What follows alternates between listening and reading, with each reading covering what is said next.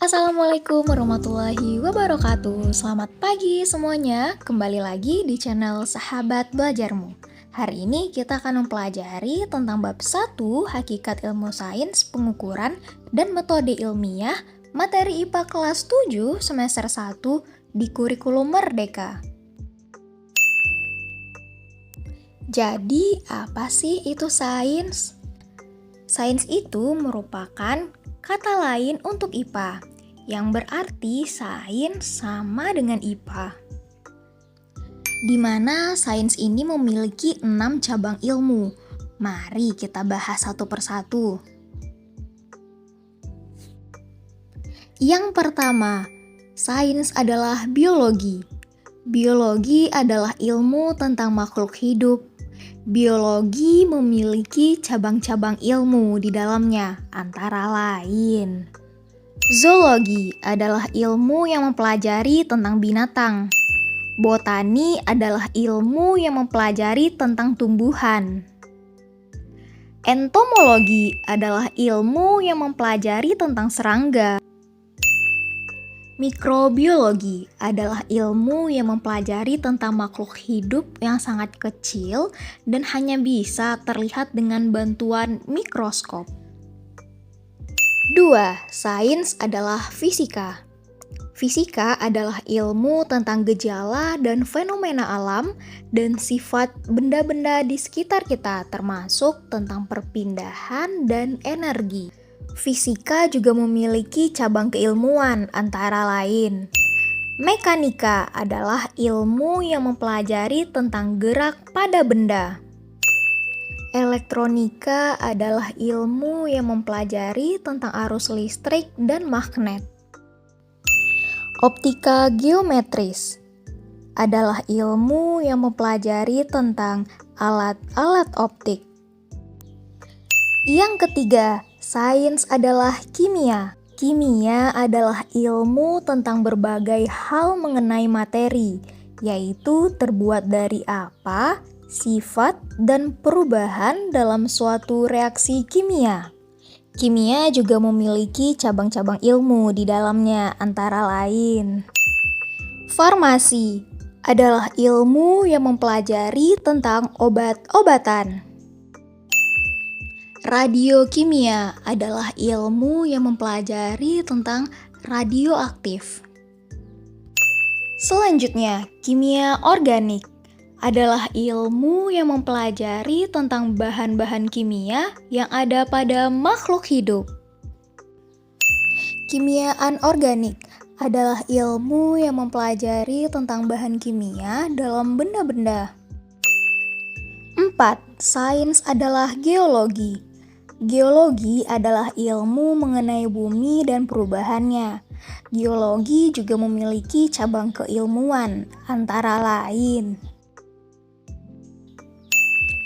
vulkanologi adalah ilmu yang mempelajari tentang gunung berapi. Seismologi adalah ilmu yang mempelajari tentang gempa bumi.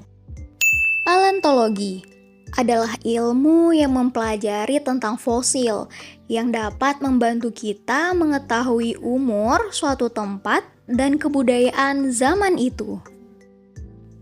5. Sains adalah astronomi. Astronomi adalah ilmu tentang planet, bintang, dan alam semesta. Semua benda langit dipelajari dalam astronomi, termasuk matahari, terjadinya gerhana, komet, dan asteroid. 6. Sains adalah ekologi. Ekologi adalah ilmu tentang interaksi atau hubungan timbal balik antara makhluk hidup dengan lingkungan di sekitarnya.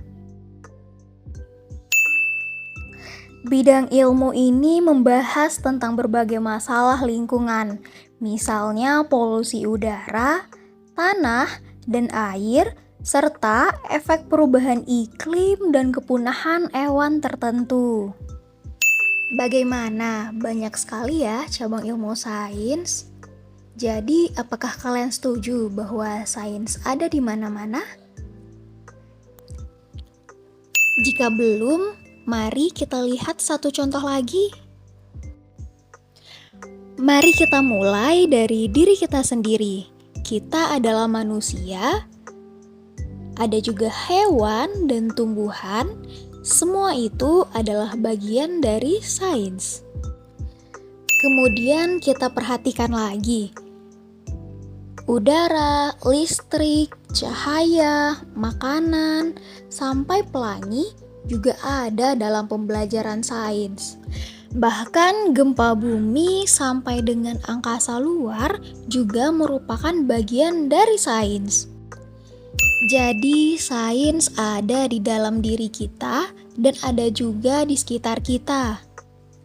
Sains digunakan dalam berbagai bidang pekerjaan seperti dokter dan perawat, arsitek, ahli komputer, pilot, insinyur, polisi, ahli pangan dan nutrisi, serta berbagai profesi lainnya.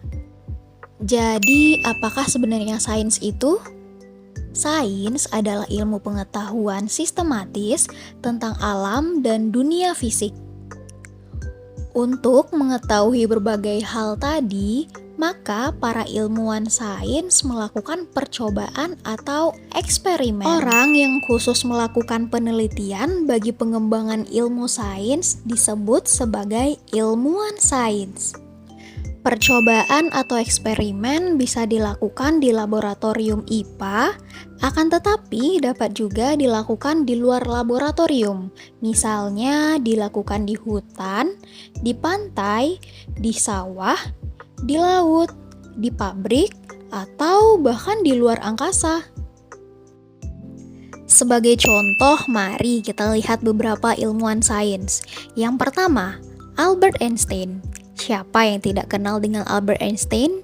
Dia adalah ilmuwan jenius dunia terkenal yang mendalami cabang fisika mengenai teori relativitas. Melalui penelitiannya, ia telah menyumbangkan teori yang menjadi dasar perkembangan berbagai penemuan. Juga ada banyak ilmuwan lain yang telah mengembangkan ilmu sains atau menemukan berbagai alat yang mempermudah hidup manusia dan lingkungan, seperti Thomas Edison, Galileo Galilei, Charles Darwin, dan masih banyak lagi.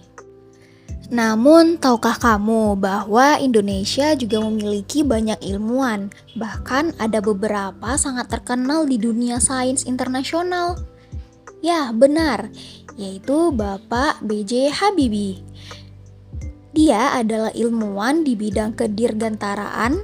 Beliau juga adalah Presiden RI yang ketiga. Oke, baiklah, sampai di sini dulu pembelajaran kita hari ini. Bagaimana? Pasti sudah pada paham kan apa itu sains dan cabang-cabang ilmu sains? Jangan lupa di like, komen, dan subscribe, dan bunyikan loncengnya agar saya tetap semangat untuk upload video selanjutnya. Terima kasih, semoga bermanfaat. Assalamualaikum warahmatullahi wabarakatuh.